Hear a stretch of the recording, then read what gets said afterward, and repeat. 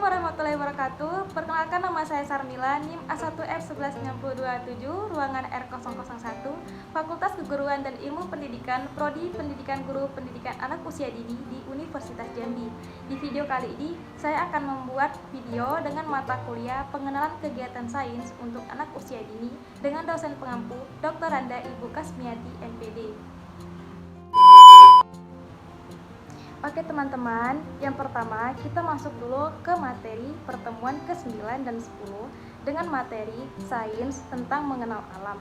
Yang pertama, itu ada banjir. Banjir adalah peristiwa yang terjadi ketika aliran air yang berlebihan merendam daratan. Banjir diakibatkan oleh volume air di suatu badan air seperti sungai atau danau yang meluap atau melimpah dari bendungan sehingga air keluar dari sungai itu. Yang kedua, itu ada petir. Petir, kilat, atau halilintar adalah gejala alam yang biasanya muncul pada musim hujan saat langit memunculkan kilatan cahaya sesaat yang menyilaukan. Petir terjadi karena ada perbedaan potensial antara awan dan bumi atau dengan awan lainnya. Proses terjadinya muatan pada awan karena dia bergerak terus-menerus secara teratur. Dan selama pergerakannya, dia akan berinteraksi dengan awan lainnya sehingga muatan negatif akan berkumpul pada salah satu sisi, sedangkan muatan positif berkumpul pada sisi sebaliknya. Oke, yang ketiga itu ada pelangi. Pelangi adalah fenomena optik yang terjadi ketika sinar matahari dan hujan saling bereaksi dengan cara tertentu. Pelangi terbentuk karena adanya pembiasan sinar matahari yang dibelokkan. Sinar ini berpindah arah dari perjalanan satu medium ke medium lainnya oleh tetesan air yang ada di atmosfer. Proses terjadinya pelangi adalah ketika sinar matahari membentuk hujan, sinar tersebut berubah arah oleh butiran air di udara. Yang keempat, itu ada cahaya. Cahaya adalah energi berupa gelombang elektromagnetik kasat mata yang memiliki panjang gelombang 380 hingga 750 nm. Dalam dunia fisika, ini juga disebut sebagai radiasi elektromagnetik. Seperti gelombang elektromagnetik, cahaya tidak memerlukan medium untuk merambat. Karena itu, ini dapat melintasi ruang hampa seperti apa yang dihasilkan matahari dan bintang sebelum akhirnya sampai ke bumi. Dan kelima itu ada hujan. Hujan adalah sebuah peristiwa turunnya butir-butir air yang berasal dari langit ke permukaan bumi. Hujan juga merupakan siklus air di planet bumi. Definisi hujan yang lain adalah sebuah peristiwa presipitas atau jatuhnya cairan yang berasal dari atmosfer yang berwujud cair maupun beku ke permukaan bumi, berwujud cairan. Proses terjadinya hujan yang pertama, sinar matahari menyinari bumi. Energi dari sinar matahari ini mengakibatkan terjadinya evaporasi di lautan, samudra, danau, sungai, dan sumber air lainnya sehingga dihasilkan uap-uap air. Yang kedua, uap-uap air ini akan naik pada ketinggian tertentu dan akan mengalami peristiwa yang disebut kondensasi. Peristiwa kondensasi diakibatkan oleh suhu sekitar uap air lebih rendah daripada titik embun uap air. Yang ketiga, kemudian uap air ini akan membentuk awan, lalu angin akan membawa butir-butiran air itu. Butir-butiran air itu akan menggabungkan diri dan akan semakin membesar akibat turbulensi udara. Butir-butir air ini akan tertarik oleh gaya gravitasi bumi sehingga jatuh ke permukaan bumi. Dan yang keempat, ketika jatuh ke permukaan bumi, butir-butir air ini akan melewati lapisan yang lebih hangat di bawahnya sehingga butir-butir air ini sebagian kecil menguap lagi ke atas dan sebagian lainnya jatuh ke permukaan bumi sebagai hujan. Inilah yang dinamakan dengan hujan. Oke, kita masuk ke materi 2 poin pertama, adalah salah satu jenis gelombang dalam fisika, yaitu gelombang longitudinal yang bisa dirasakan oleh indera pendengar atau telinga. Di dalam fisika, pengertian bunyi yaitu sesuatu yang dihasilkan dari benda yang bergetar. Benda yang menghasilkan suatu bunyi tersebut dinamakan sumber bunyi. Sumber bunyi yang bergetar tersebut akan menggetarkan molekul-molekul udara yang berada di sekitarnya. Dengan hal tersebut, syarat terjadinya bunyi adalah adanya benda yang bergetar. Pada perambatan bunyi tersebut juga memerlukan medium.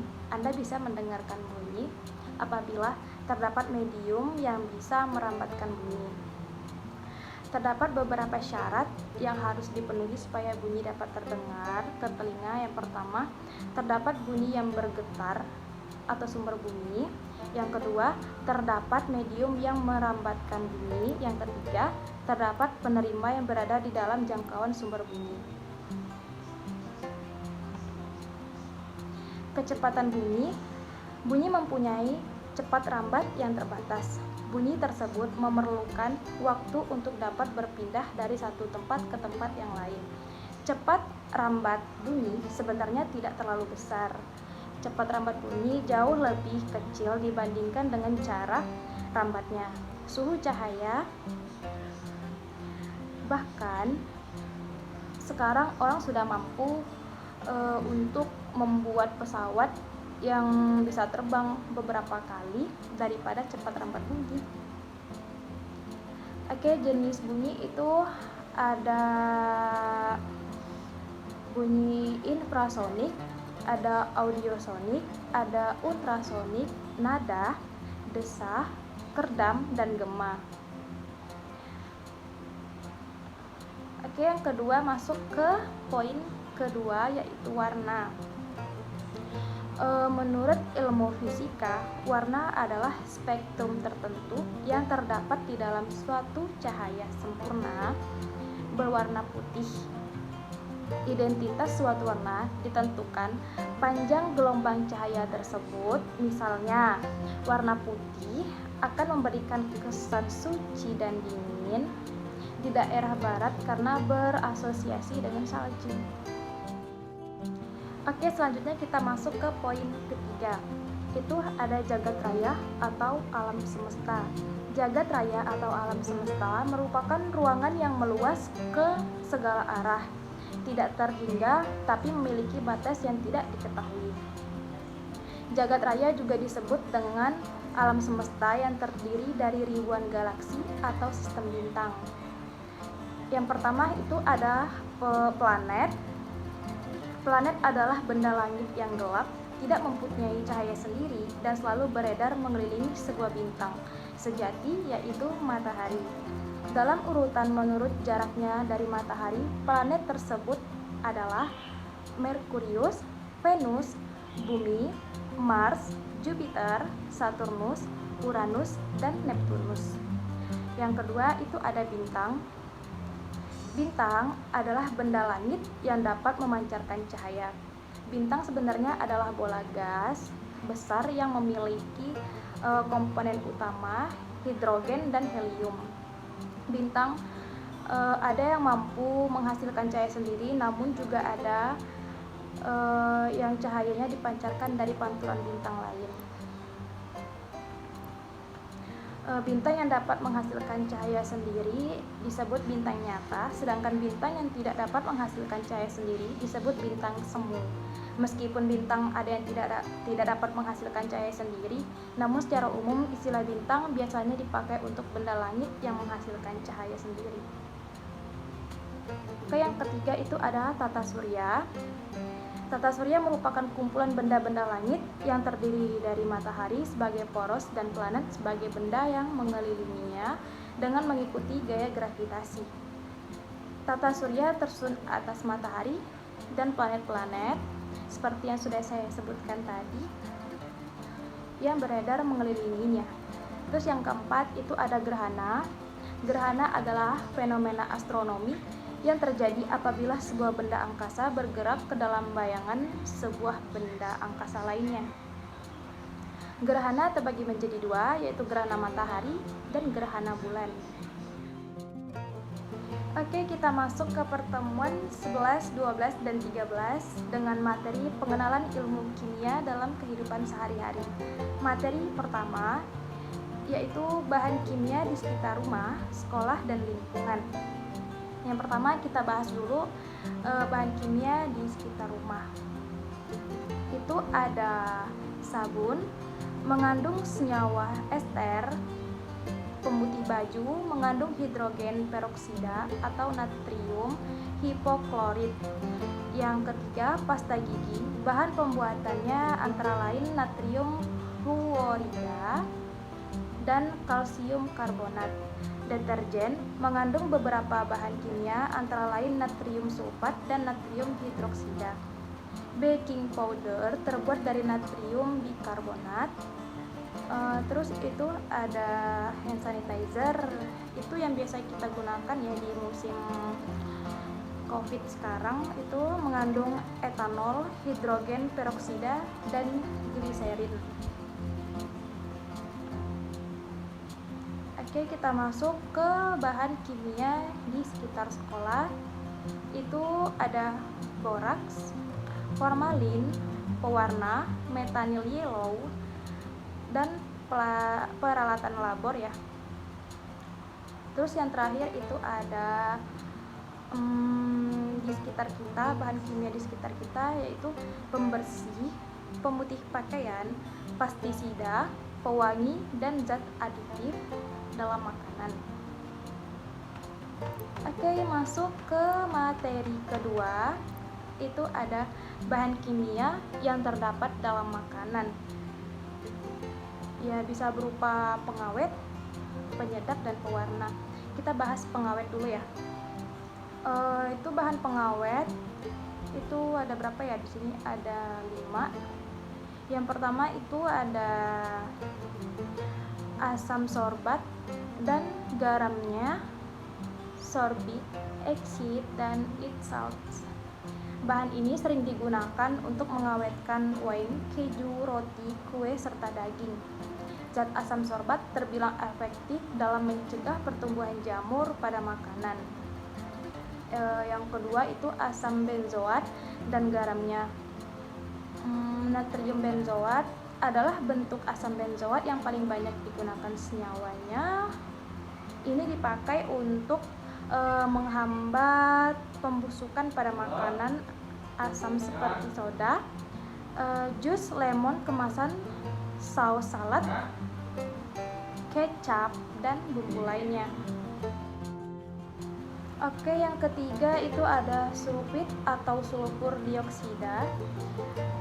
BTP pengawet ini dapat mencegah pertumbuhan mikroorganisme pada daging, buah-buahan, jus, sayur, sirup, wine, dan selai. Selain itu, sulfit pun mampu membantu mempertahankan warna makanan.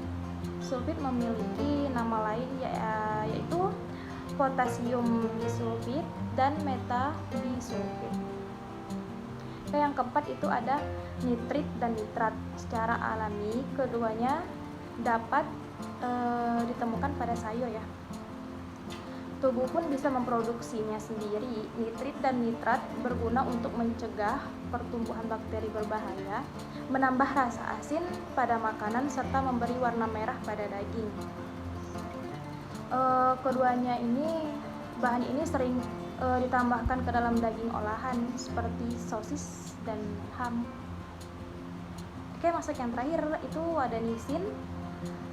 Nisin merupakan bahan pengawet buatan yang dihasilkan dari bakteri asam laktat bernama Lactobacillus lactis. Nisin dikatakan mampu melawan berbagai bakteri gram positif dan spora. Pengawet makanan tersebut banyak digunakan pada produk makanan kalengan, susu, keju, yogurt, roti, makanan kaleng-kaleng daging itu juga ya. Terus tuh ikan, saus, salad, serta minuman-minuman beralkohol. Oke, masuk ke penyedap. Itu penyedap yang biasanya sering digunakan ya, itu ada monosodium glutamate atau MSG. Terus yang kedua tuh pemanis buatan. Yang ketiga sirup jagung fruktosa tinggi, yang kadarnya tinggi. Terus yang keempat itu rasa sintesis. Selanjutnya kita masuk ke pewarna. Ada beberapa pewarna ya yang boleh digunakan untuk mewarnai makanan dan minuman dan bisa dikonsumsi dengan kadar tertentu. Itu ada 11. Yang pertama itu ada tartrazin, kuning quinolin, kuning FCF, carmoisin, pocheu, eritrosin, merah alura, indigotin, biru berlian FCFC, hijau FCFC, coklat HT. Dan pewarna yang berbahaya yang tidak boleh kita konsumsi itu ada rhodamin B, methanol yellow, alura red, dan sunset yellow. Dan lebih baiknya kita menggunakan pewarna alami ya, yang udah terjamin kayak kunyit, buah naga merah. Nah, terus kita masuk ke materi ketiga. Selain itu kan kalian udah tahu nih bahan-bahan kimia yang berbahaya dan tidak berbahaya. Nah, kalian juga harus paham sama dampaknya. Dampak dari bahan kimia itu apa? Nah, kita bahas di materi ketiga ini ya. Bahan-bahan kimia itu merupakan dampak buruk hasil dari reaksi zat beracun yang jika masuk ke dalam tubuh menyebabkan keracunan organ internal. Bahan kimia berbahaya telah ada digunakan dalam kehidupan sehari-hari, yang digunakan mulai dari skala kecil hingga ke skala besar dan dikonsumsi secara teratur atau sering beresiko menimbulkan kelainan jaringan tubuh. Ya, makanya kalau misalnya kita makan, kita mau beli makan itu kita harus pilah-pilah terlebih dahulu. Soalnya kan kebanyakan menggunakan bahan-bahan tidak higienis ya. Oke, yang terakhir kita masuk ke pertemuan 14 dan 15 dengan materi dan perubahannya. Yang pertama kita bahas materi dulu. Pasti kita harus mengetahui dulu ya, materi itu apa sih? Nah, kita bahas dulu. Materi didefinisikan sebagai segala sesuatu yang memiliki massa, menempati ruang, dan memiliki sifat dapat dilihat, dicium, didengar, dirasa, atau diraba. Dari batasan ini, maka kita dapat menyatakan benda-benda termasuk materi, misalnya tumbuhan, hewan, manusia, batuan, minyak bumi, tanah, air, udara, bakteri, atom, molekul, dan banyak lagi lainnya ya. Kita masuk ke sifat materi. Materi memiliki sifat-sifat tertentu. Sifat materi menunjukkan ciri atau karakteristik dari materi itu. Mengenal sifat materi berarti mengenal materi itu berarti ya. Nah, demikian juga sebaliknya, sifat materi meliputi fisika dan kimia. Sifat fisika dari materi itu ada wujud zat, warna, bau, titik lele, titik didih, massa jenis, kekerasan, kelarutan, kekeruhan, dan kekentalan. Nah, kita bahas satu-satu ya. Itu yang pertama ada wujud zat. Nah, wujud zat itu dibedakan antara zat padat, cair, dan gas. Terus kekeruhan itu terjadi pada zat cair. Kekeruhan cairan disebabkan adanya partikel suspensi yang halus. Jika sinar cahaya dilewatkan pada sampel keruh, maka intensitasnya akan kekurangan karena dihampurkan. Oke, kita masuk ke kekentalan. Kekentalan atau vikositas adalah ukuran zat cair untuk mengalir Untuk mengetahui kekuatan mengalir zat cair digunakan pixometer dan titik didih. Titik didih merupakan suhu ketika suatu zat mendidih. Mendidih berbeda dengan menguap ya. Kalau mendidih itu terjadi pada suhu tertentu, yaitu pada titik didih, sedangkan menguap terjadi pada suhu beberapa saja di bawah titik didih. Nah, titik leleh merupakan merupakan suhu ketika zat padat berubah menjadi zat cair.